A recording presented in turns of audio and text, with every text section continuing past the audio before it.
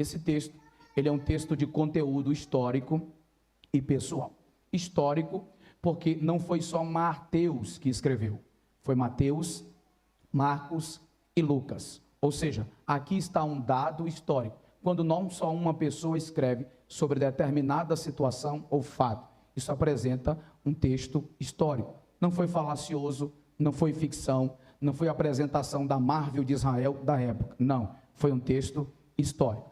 Então esse texto, em primeira mão, ele é um texto de conteúdo histórico. Todas as vezes que você passar pelo texto e você vê 6 dias, 8 dias, alguns dias depois, como inicia o versículo 1, é porque o texto está apresentando uma historicidade. Então é um texto histórico e também pessoal. Por que pessoal? Porque 3 pessoas tiveram uma experiência extremamente poderosa. Quem? Pedro, Tiago e João. A prova dessa experiência foi tão contundente, foi tão magna, foi tão absurda, foi tão poderosa, que Pedro fez questão de mencionar este episódio na sua segunda epístola, capítulo de número 1, versículos 16, 17 e 18. É interessante que Pedro não fala no singular, eu ouvi, eu vi, eu presenciei. Ele fala no plural, ouvimos, vimos e presenciamos. Obviamente, Pedro não está se referindo apenas à sua pessoalidade, mas também aos irmãos Tiago e João. Então, esse texto é um texto histórico e também pessoal. Segundo, dobra sua atenção, por favor. Esse texto é um texto de conteúdo misterioso. Ele é um texto de conteúdo o quê, gente?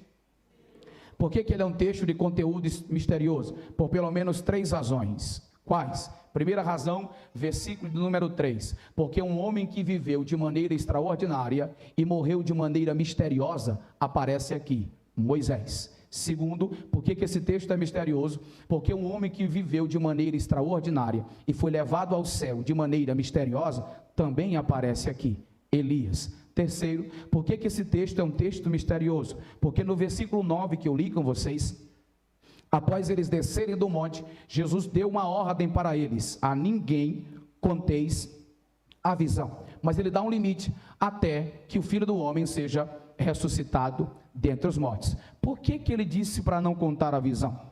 Por que ele deu um limite à sua própria ordem? Não sabemos, por isso é um texto misterioso. Terceira consideração que eu faço nesse texto, é que além dele ser um texto histórico, pessoal, ser um texto misterioso, ele é um texto emblemático. Pastor, o que é um texto emblemático? A palavra emblemático significa fora do ordinário, extraordinário, marcante, extravagante na sua essência. Usando a linguagem coloquial da modernidade, é um texto fora da curva. Por quê? Esse texto é um texto fora da curva por pelo menos 4 razões. Quantas razões?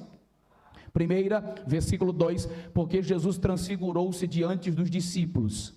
Ele não tinha feito a transfiguração em nenhuma ocasião, mas aqui o fez, e foi tão sublime, foi tão extraordinário, foi tão glorioso, que o seu rosto ficou como sol, advérbio comparativo, como sol, e as suas roupas resplandeceram como a luz. Marcos diz, como a roupa branca dos maiores lavandeiros que existiam da época. Então é emblemático, é fora da normalidade, porque Jesus mostrou a sua glória através da transfiguração. Segundo, esse texto é emblemático porque aqui há uma conversa, e eu achei isso aqui interessante demais. Há uma conversa entre os 3 reverendos de tempos distintos. Quem? Moisés, Elias e Jesus. Versículo 3. Moisés, Elias e Jesus. Terceiro, esse texto é fora da normalidade, porque no versículo 5, enquanto eles estavam conversando, Pedro tomou a palavra, e enquanto ele estava falando,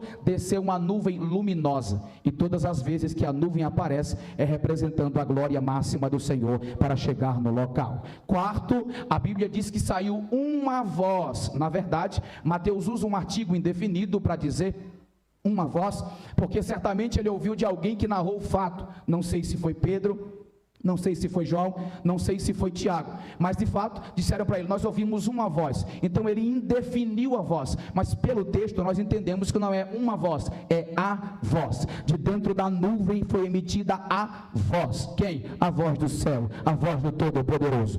Este é o meu Filho amado, em quem a minha alma tem prazer. A ele ouvir.